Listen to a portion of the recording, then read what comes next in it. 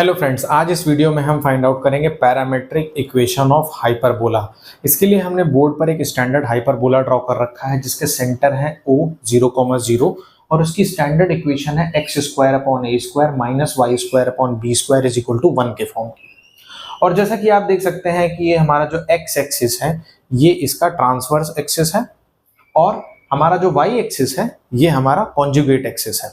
ठीक है, तो दोस्तों आप देख सकते हैं हमने यहाँ पर इस हाइपरबोला का एक सर्कल ड्रॉ कर रखा है जो दोनों वर्टेक्सेस को टच करते हुए जा रहा है। तो इस सर्कल को भी हम दोस्तों ऑक्सिलरी सर्कल बोलते हैं। ठीक है, ये ऑक्सिलरी सर्कल इस हाइपरबोला का है जिसकी रेडियस वही है जितनी डिस्टेंस पर हमारा ईदर ऑफ द वर्टेक्स है। ठीक है, चाहे वो ए वर्टेक्स हो चाहे बी वर्टेक्स हो, तो इस ऑक्सिलरी सर्कल की रेडियस ए है जो कि ए डिस्टेंस पर ही है वर्टेक्स से। ठीक है, और हमने एक पॉइंट P कंसीडर कर रखा है XY जो हाइपरबोला पर लाई करता है।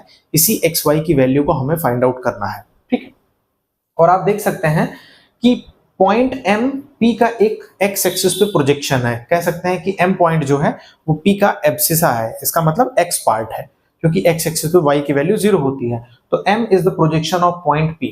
ठीक है, अब हमने क्या किया दोस्तों, M पॉइंट से इस ऑक्सिलरी सर्कल पर एक टेंजेंट ड्रॉ करी है MQ। MQ is the tangent to this auxiliary circle और इस Q पॉइंट से इस सर्कल के सेंटर को मिला दिया है।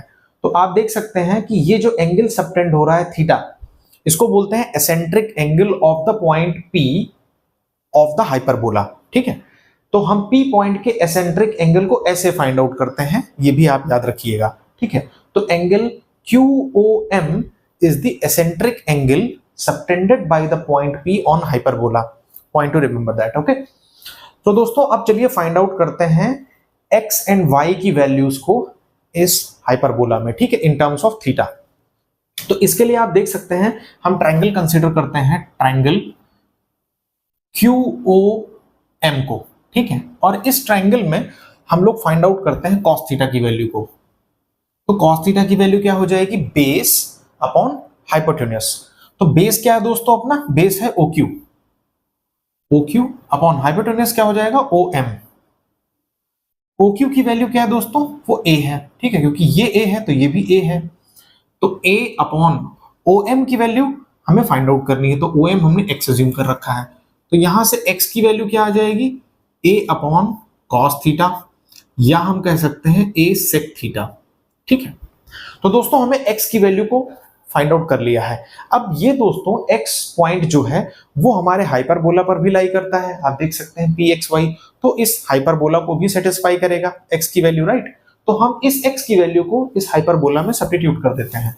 तो जैसे ही आप इसको सब्स्टिट्यूट करेंगे बन जाएगा A² sec² theta upon A² minus y² upon B² is equal to 1।